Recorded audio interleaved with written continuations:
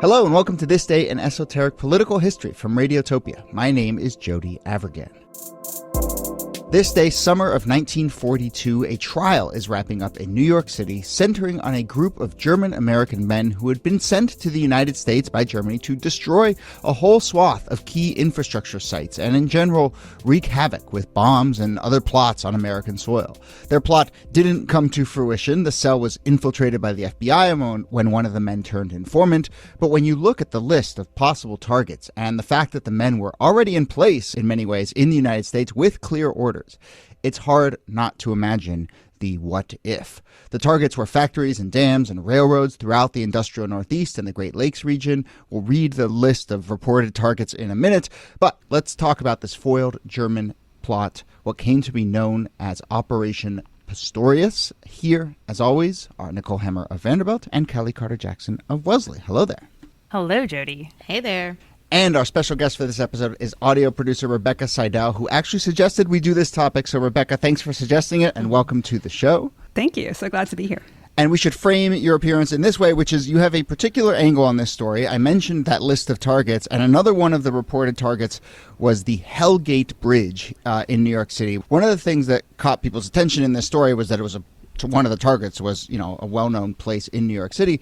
And when it comes to bridges, Rebecca is the one to talk to right now because she is the creator of a new podcast series called Abridged, which is a series of stories all about bridges. So the near destruction of Hellgate Bridge is the real angle here for you, Rebecca, but we'll also do some bridge talk in general. Love bridge talk. Oh, yeah. Well, you made a whole series. I hope you did. Everyone who has a story about a bridge must come to you and be like, here's my bridge story. You have no idea. And I would imagine that people who care about bridges really care about bridges. Yeah. It's true.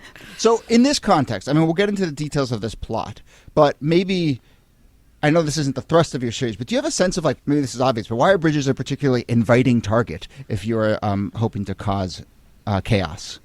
Yeah, well, bridges are kind of the ultimate connectors if you think about it, right? They connect people, they carry trains and freight and just all of these vital resources across the country and across every country, basically. And so for that reason, they're kind of really core to our economy and to our infrastructure.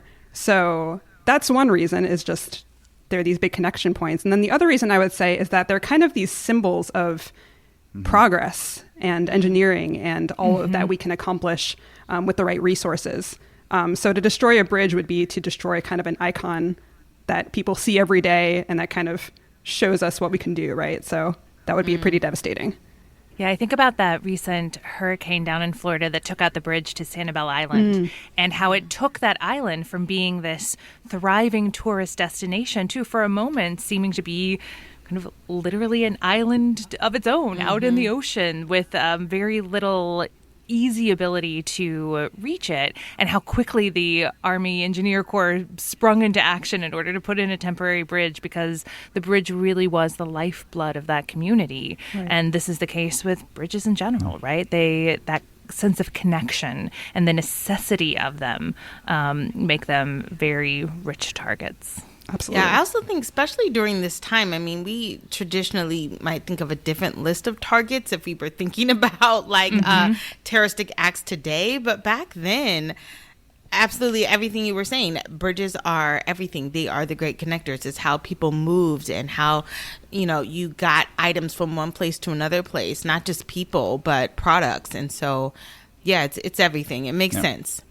So we'll get into the plot, but as I said, the goal of this, or the purported list of targets for this cell in the United States, included, among other things, hydroelectric plants and railroad stations and Hellgate Bridge. So let's start there with the bridge itself and then talk about why and who was trying to target it. But Rebecca, for people who don't know what Hellgate Bridge is, very evocative name, but where is it, what does it do, and how does it kind of fit the picture you just described of why bridges are so lodged in the public imagination? Yeah, so the Hellgate Bridge, it opened in 1917, and it connects Astoria to Randall's Island, which is technically part of Manhattan, but then it brings a railroad track and for passengers and for freight from New York City up to New England, and further extended from Washington, D.C. all the way to Boston. So without this bridge as a connecting point, we wouldn't have that rail connection between kind of along the Northeast corridor. It wouldn't be complete. So that's one reason the Hellgate Bridge is super important. It was designed by Gustav Lindenthal, and it's kind of this remarkable feat of engineering. It was, at the time it opened, the longest steel arch bridge in the world. And it inspired, if you know the Sydney Harbour Bridge in Australia, the look of it is kind of this really beautiful kind of like strong arch shape with two towers at either end of it. And the Sydney Harbour Bridge looks just like it. So you can really see the inspiration there. Also, the Hellgate Bridge goes over what's called the Hellgate Strait in the East River, which at the time it was built and through today is known as kind of this really, really dangerous part of the East River to navigate, because it's where the East River kind of flows into the Long Island Sound, and it's really, really treacherous. So having a bridge there is also really important for navigation. Yeah, one of the little tidbits I love about this is that that's been named Hellgate since the Dutch were in New Amsterdam, so back in the early 16 teens. But the Dutch origin of the word both means Hellgate and Brightgate.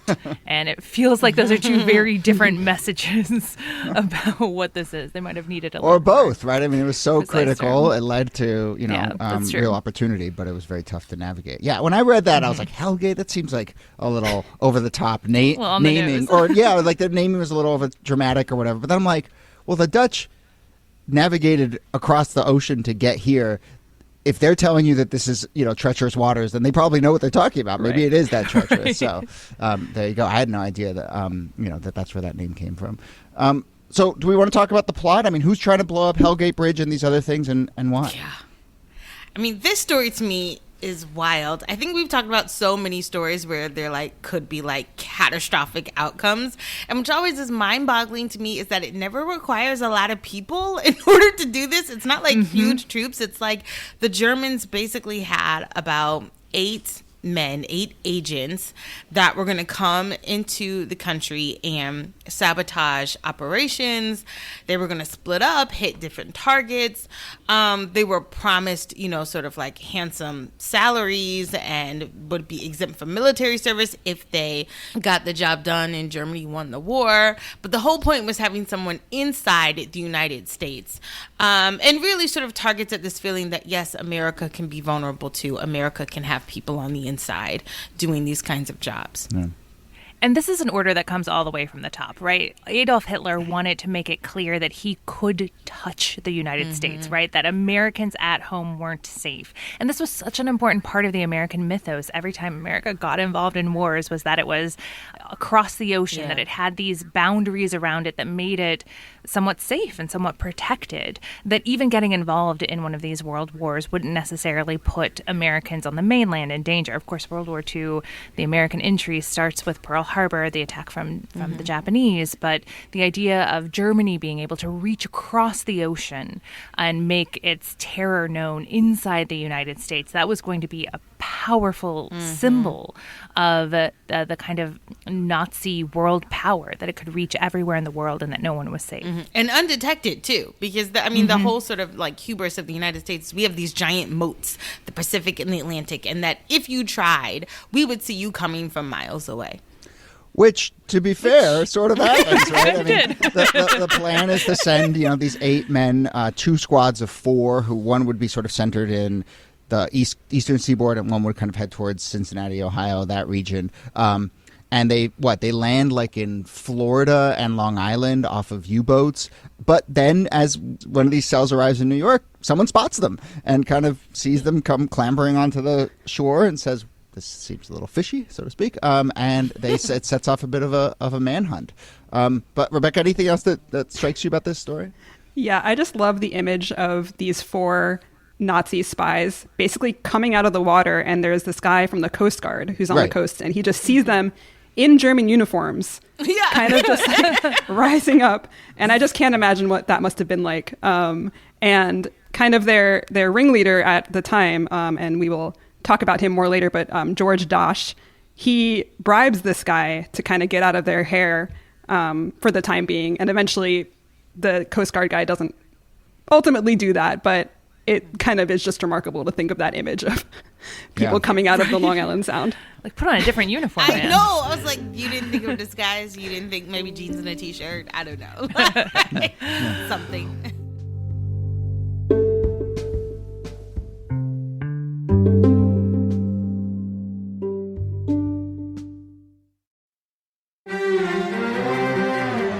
You're used to hearing my voice on the world, bringing you interviews from around the globe. And you hear me reporting environment and climate news.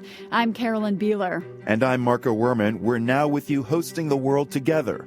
More global journalism with a fresh new sound. Listen to The World on your local public radio station and wherever you find your podcasts.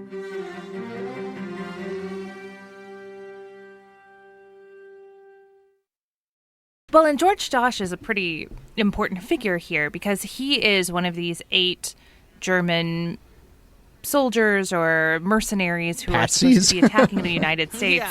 Well, they were people who had already lived in the United States. So Dosch himself had been a waiter in New York. He'd served in the U.S. Army. And he basically goes straight to the FBI after he arrives in order to say, hey, we're planning to do this. You should know that there's a planned attack on the United States. And I think, in a way, saw himself as helping the U.S. cause or the Allied cause by revealing this plot immediately to federal law enforcement. I wonder, too, if he thought, we're probably going to get caught. Let me just snitch and try This is already not going well. And maybe if I can save myself, there's a way to get out of this. But that's exactly what he does. I mean, he starts to name names, and that is how they find out who else is involved. No. I mean, this Dutch character is interesting. I mean, what do I know? I've never planned a spy ring, but So you say. So I say. But he had first come to the United States 20 years earlier. He had was as a stowaway in a freighter. He came to the United States. He marries a woman from Pennsylvania. He makes a life for himself here in the United States. So on the one hand, sure, he's already quote unquote infiltrated, but it seems to me like he really wants to be American. He cares about America. So it's maybe not surprising to me that he gives up this plot. So he basically squeals. He informs the FBI. It's just, me and 7 other guys are up to this thing. What comes next? And it unravels pretty quick, we should say, in the summer of 42. But what comes next? Well, he goes down to Washington, D.C., where he's questioned by the FBI for hours and very quickly gives up the names of his fellow saboteurs. Apparently, he had their names and addresses written on a napkin or something in invisible ink. Very interesting spy move. Yeah. Side note, apparently none of these 8 German spies had a ton of espionage training. They kind of were sent before they came over to the United States and to kind of like an espionage boot camp in Germany for a little bit. So they didn't really have a ton going for them. But anyway, he gives them some names and some addresses, and a manhunt ensues, which brings all of these men to a trial, which we can get into more here. Well, just one little tidbit. Yeah. He apparently didn't know how to uninvisible the ink, and the FBI had to really sort of important get their... step. Yeah, I know, right? And so the FBI had to get their experts in to then figure it out, and the FBI knew those tricks and were able to sort of get this list.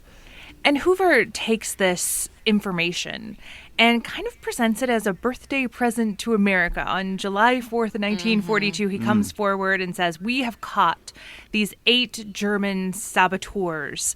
And he tells Franklin Roosevelt that the FBI has apprehended all of these people. By the end of June, all of the co-conspirators have been arrested. But it also includes Dosch. Dosch is not treated as a hero for turning everyone in. He's treated as one of the 8 saboteurs. And he gets serious time. I mean, to be fair. 6 of the Dosch's team are electrocuted. They're killed in an electric chair. One of them, a guy by the name of Ernest Berger, he confesses, essentially, and he gets life in prison. But Dosch gets 30 years as well, which is no small thing. In a secret military tribunal, right? These folks aren't brought up through civilian courts, which becomes a big bone of contention over the rest of the 20th and into the 21st century about how people are tried, what justice looks like, particularly in terrorism cases. Yeah. Whether you use the normal justice system, whether you use military tribunals. But here, FDR says secret military tribunals it is. And fast. I mean, people are tracking the speed here, right? Yes. They arrive in early June. By the end of June, they've got the names. The FBI has the names, and by a month later, basically, the trial is over, and the executions are planned and so forth. So yeah, I mean, civilian trials don't move that fast. Right, and it's the first military tribunal since Lincoln's assassination, I believe, which is kind of wild to think about. They really wanted to move fast and kind of make a point with this. Yeah. So I don't know if anyone has other thoughts about this.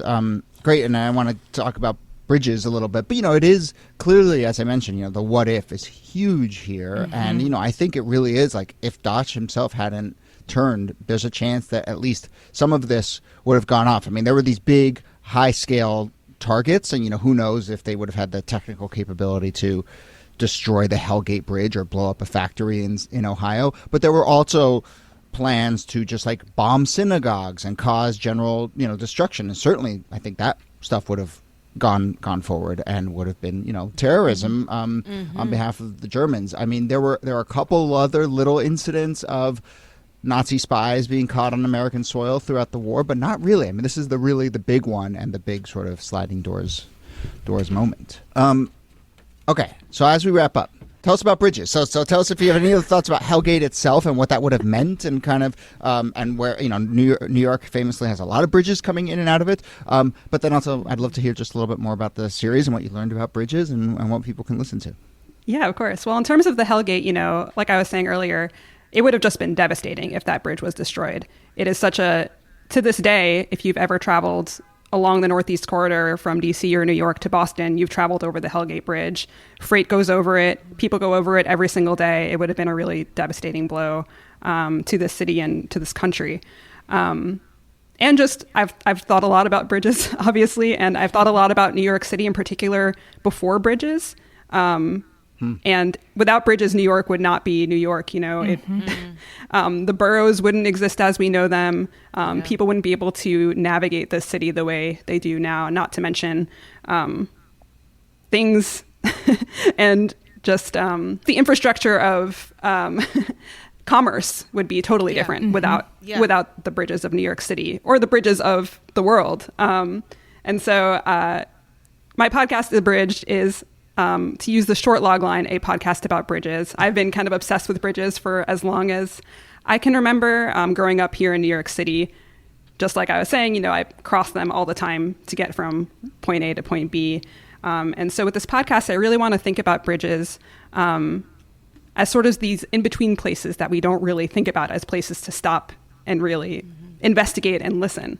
And so A Bridge is a series of standalone stories about bridges. Each episode is either a story about a bridge or a person who has a really deep connection to a bridge. I'm taking it to a lot of different places. I have an episode about army ants who build bridges out of their own bodies to go really tiny. Cool. That's cool. And then I have another episode about the Golden Gate Bridge in San Francisco started emanating this very strange humming sound a few years ago. And so I'm kind of investigating that. And then, telling historical stories like this. So it's going in a lot of different directions. And that's great. People take a listen. I love that. For me, it's so funny. Like, they're the iconic bridges, of course, like, Golden Gate and all of that stuff. But when I think about New York City, it really is a city of bridges. Like, you can't really get to Staten Island or Brooklyn or any of these places without bridges. And because it's the most populous city in the country, you could imagine just how catastrophic it would be without bridges. Not to say bridges don't matter in small towns, but like when you think about access in a city of that size, it's wild. Yeah. And of course, really Manhattan is an island, and because the bridges are so much part of the city, it no longer feels like one. And it's only when those bridges are made vulnerable that you remember that, hey, those bridges go away. We are disconnected from the world. I do have a question, though. How are we distinguishing bridges and tunnels? Because I think about those two. I mean, they're both connectors in a sense. Like, I think about Boston. I have to go through the tunnel all the time if I'm going out to the airport or wherever. Do we think of those along the same ways, or do you recommend tunnels as well? That'll have to be my second podcast. No shortage of I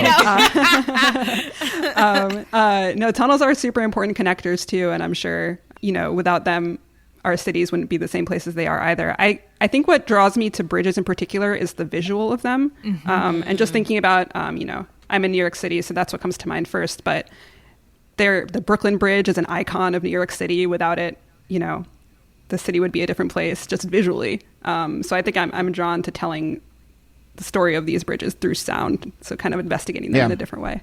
I recently heard Michael Kimmelman of the Times, the architecture critic there, say that walking across the Brooklyn Bridge is the single most kind of New York experience, singular New York experience there is. And I think I buy that, So, and I try and do that all the time. So, yeah. Totally. One last tidbit about Hellgate Bridge before we go. I happen to know it very well because for years my Frisbee team practiced on Randall's Island on the field underneath Hellgate Bridge. So I've watched, thousands of trains go across Hellgate Bridge in my time. But I've always wondered about that color, which is this weird faded red. And Rebecca, do you know this? Do you know the story behind the color of Hellgate Bridge? If people can picture it in their minds, it's kind of like it's almost like intentionally rust-faded-y red. Right. So Patrick Moynihan, who is born in Astoria, he was a senator in 1991. He got all this funding to repair the bridge, and that involved repainting it to this color that became known as Hellgate Red. But the thing was that the color of the paint was flawed. So the paint was very susceptible to the sun and to just outside damage, outside sources, and faded really, really quickly. And Amtrak, who is kind of in charge of the bridge, they were kind of like whatever, and they repainted it with that same paint. Yeah. So now if you look at the Hellgate Bridge today, it's kind of this sad sort of very faded red color. And as an Astoria resident, it's very sad to see. Yeah.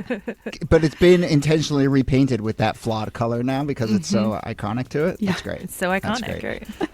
Yeah, it's salmon. I think it's salmon is a very generous. I like that. Very generous framing of that color. I think it's fuck up is the color. All right. I'll go down to Sherwin-Williams and see what they do if they color match. Anyway, Rebecca, thank you so much for doing this. And again, the podcast is abridged. You can find it wherever you get your podcasts. Episodes are out now, but thank you so much for doing this. Thanks so much for having me. This is so much fun. And Nicole Hemmer, thanks to you as always. Thank you, Jody. And Kellie Carter-Jackson, thanks to you. My pleasure.